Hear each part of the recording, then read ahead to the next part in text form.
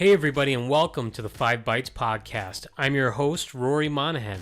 The podcast, as always, is brought to you by my sponsors, Liquidware, the innovator in adaptive workspace management solutions, and also brought to you by ControlUp, end-to-end digital experience management for the work-from-anywhere era. ControlUp, happy users, happy IT. And also brought to you by PolicyPak Software, now part of Networks, where you use Group Policy or MDM to remove admin rights, manage and lock down applications, Java, browsers, and mitigate ransomware, plus more. If you enjoy the show each week, you have these awesome sponsors to thank. And now for some news. I noticed in the most recent release notes, or update to the release notes for Microsoft Intune for February 2022, you can now configure the type of application inventory for personally owned iOS, iPadOS devices that Intune sends to your chosen third-party mobile threat defense partner. It goes on to suggest that you can send full application inventory data on those personally owned devices, and the options include either setting it to on, which means if your MDT partner syncs app data and requests a list of the iOS, iPadOS applications from Intune, including unmanaged applications, can be sent, or off is that the data about unmanaged applications won't be provided, and the MDT partner only receives details about apps that were deployed through Intune. So I guess it's an on or off, and if it's off, you're respecting your employee's privacy. If maybe it's a personal device, I guess you don't want to have to look at what apps they've installed on the device themselves. Or maybe if it's on, then it's a corporate owned device and you want to see everything. It also brings support for audio alerts on Android dedicated devices, saying that you can now play lost device sound, device actions to trigger an alarm on a device to assist in locating it if it's lost or stolen. On Android Enterprise, you can use the Connect Automatically setting on Enterprise Wi-Fi profiles. And they've added a deprecated status in the Group Policy Analytics Migration Readiness Report that will automatically reevaluate your group policy objects. So it'll basically tell you or show you if you're seeing any deprecated settings or settings that are maybe not available to MDM providers. I think I actually covered this 2 or 3 weeks ago. There were some recommendations about some legacy policies that you should really think about removing from your enterprise. So it sounds like this is going to provide a report if you're using Microsoft Endpoint Manager. And this applies to Windows 10 and Windows 11 only, it seems. There are also some further enhancements, such as simplifying enrollment and the sign-in experience, and more. For a full list, you can check it out yourself, and I'll share a link to those release notes with this episode, which is episode 219, and you'll find that on 5bytespodcast.com under reference links. At the end of last week, Lenovo announced the Thinkpad X13S that will ship with their first ARM-based processor, the Qualcomm Snapdragon 8CX Generation 3. A Lenovo spokesperson told Ars Technica that the company believes it's time to put an ARM-based chip in a ThinkPad because the performance is now suitable for the power-focused lineup. The representative went on to say that expected performance should be in line with an Intel Core i5 CPU. Ars Technica state that capabilities supported include ThinkShield, which provides memory encryption and endpoint security, and that will work just the same as it does today on Intel and AMD based ThinkPads. Windows applications with native support include Microsoft 365, Zoom, and Sophos, while some x64 apps will require emulation for Windows 11 on ARM. So more and more applications are going to be supporting ARM. We saw Microsoft themselves kind of lean towards ARM a few years ago with the Surface, or some Surface devices. So I'm sure that number of applications supporting it is going to increase and increase. In addition to the ThinkPad X13S, Lenovo also announced numerous Intel and AMD based devices, or at least refreshes for their ThinkPad lineup. But perhaps worth highlighting is the most expensive of those devices in the lineup, which is the ThinkPad X1 Extreme Generation 5, which starts at $2,049. That device comes with a 12th generation Core i9 H Series V Pro chip. It also comes with an RTX 3080 Ti GPU, 64 gigs of DDR5 RAM, and 2 SSDs totaling 8 terabytes. And it said that the 16-inch screen is capable of a 3840 by 2400 resolution. And all of these laptops will be available in June of this year. Microsoft's newest Windows 11 test build has added a new Smart App Control security feature, improved Microsoft 365 account management, and more, according to Mary Jo at ZDNet. And I also saw that Tom Warren commented on this same build as well. Mary Jo explains that the Smart App Control is a security feature that Microsoft is enabling on Windows 11 to block untrusted or potentially dangerous applications. Testers can manually turn on this feature in the Windows Security app under the App and Browser Control section. This feature will only work on devices that apply build 22567 and higher via a clean installation. Officials said they will provide more details about this feature in the future. The Microsoft 365 subscription management capability is said to be more visible, and it can be found under Settings and Accounts within this build.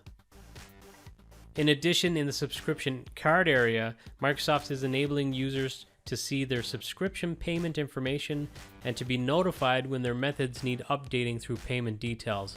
So that's a good one, because I did have a credit card expire within mine and I wasn't notified. I just happened to go in there and see that it had expired and the payment failed. And Tom Warren pointed out that in the new Windows 11 build, it appears that there's some new gesture capabilities within the operating system. And I'll share links to both of those, both the ZDNet article and what Tom pointed out, with this episode. Professional services and insurance giant Aeon has suffered a cyber attack that impacted a limited number of systems on February 25th, 2022. Aeon has not provided any details of the attack other than it occurred on February 25th and affected a limited number of systems. So exactly what I just said. But BelievingComputer.com went on to report that in addition to being an insurance broker, Aeon is also a leading reinsurance company, meaning that they insure the insurance companies. They report that it is common to receive data dumps of other insurers' clients when underwriting a reinsurance policy. So this makes Aeon an attractive target for threat actors who commonly steal corporate data during cyber attacks. And I imagine that's because if they hack a company who provides insurance for other insurance companies, they may get lucky and daisy chain and be able to get data related to these other insurance companies and just spread their attack. It would be interesting to see if this story has legs and there's more information provided at a later date. According to threatpost.com, they have reported on a sophisticated phishing campaign directed at a major publicly traded integrated payment solution company located in North America. And the details suggest they made use of Docsign and a compromised third party's email domain to skate past email security measures. The report states those who clicked a link in one of the nefarious emails was presented with a preview of an electronic document through Docsign. The preview looked like a legitimate Docsign landing page with a prompt to please review and sign this document and an indication that other parties had already added their signatures. Those who clicked to view the document were presented with a Microsoft single sign-on login page. Any login credentials entered at that stage would have ended up with the attackers. The emails in this attack came from a Hannah McDonald at teamsbrokerinsurance.com. The phishing email successfully evaded traditional email security measures, in part because they came from a domain belonging to Term Brokers Insurance. Gotta keep your head on a swivel, people. Enzo Rasso tweeted this week that they have reissued the Citrix Hypervisor version 8.2 CU1 ISO to include an updated Intel NIC ICE 1.6.4 driver. He said that it has no impact to existing deployments and is only needed if you need to configure such a network at installation time. So if you tried it before and maybe it didn't work, retry with this new ISO.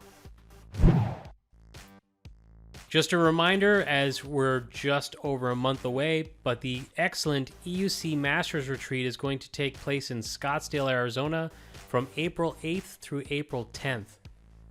This is a unique tech conference that you don't want to miss. It's in an awesome location too, at the perfect time of year. You're guaranteed sunshine. There's always some really great sessions on. It's typically done in the style of an unconference, meaning that there's no set agenda or no set sessions ahead of time. Usually on the Friday night, over some beers, people throw out topic suggestions, and then we have a discussion, or people will volunteer to speak on the topics. So if you're itching to get back to a conference, this is the perfect opportunity. And fingers crossed, all going well. I hope to be there myself, so if you're going, I'll see you there. And speaking of conferences, the awesome Patch My PC are running a giveaway of 3 tickets plus hotel covered for the awesome MMS conference that's taking place from May 1st through 5th in Minneapolis, Minnesota at the Mall of America. So if you've never been to the Mall of America, that's also a destination that you should try. It is mind-bogglingly massive. And now, a hot job. ControlUp are looking for a product manager who can be based remotely. In the description, they detail that they're looking specifically for a talented and experienced product manager who will join the Scout Bees product team. They point out ControlUp is a global remote-first team working on breakthrough technology in enterprise IT space.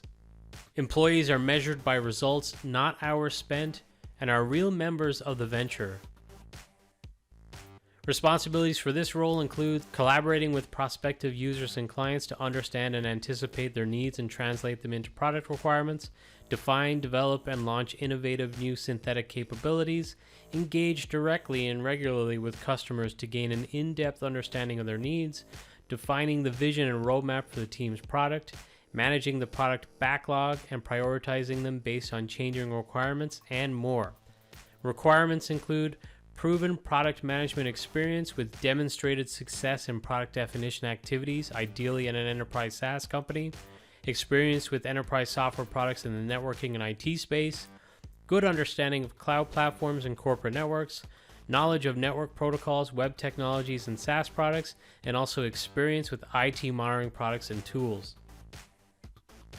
So ControlUp is not only a sponsor of this show, they're also my employer. And I have to say, it is one of the best companies that I've worked for. Not only are the people really great to work for, not only are the perks that the company provide pretty outstanding, but also the products are really cool and awesome too. So if you have product manager experience, definitely check this out. And for more details on the job requirements and spec, and also to apply, I'll share a link with this episode. You'll find that under the Hot Jobs section on 5bytespodcast.com under reference links for episode 219. And now this episode's scripts, tricks, and tips.